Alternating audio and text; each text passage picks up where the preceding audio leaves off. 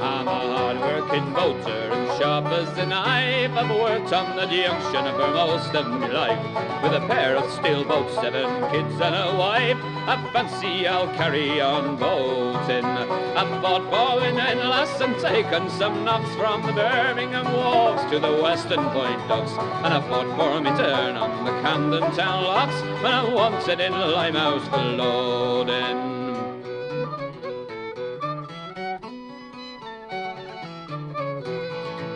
Myself and me missus have nearly been drowned when working by night on the 15-mile pound, with a big load of spelter for Birmingham bound, and the weather has been pretty bloody. I've been down to Oxford with a load of the DS, well, 55 ton out of Grivar, no less, and I boated to Edinburgh, 2 boats abreast, when the water's been coming down bloody.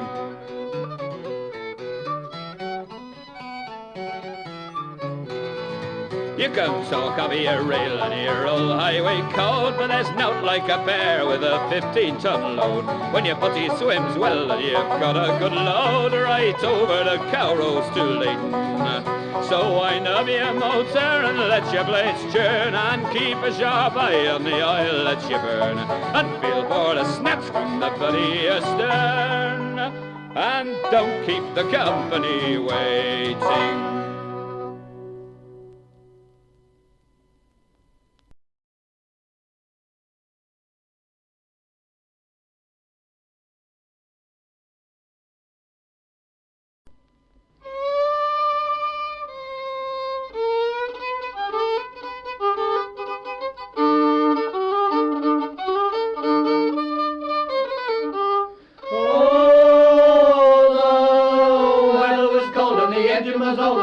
Boat started to leak, and we hit smelling papers, we made them stare, and we didn't get washed for a week. Now I'll tell you a tale of me days under sail. It is a story that chills to the marrow, for there's no wind or tide blowing over the seaside, just a gust with the cuts a bit narrow.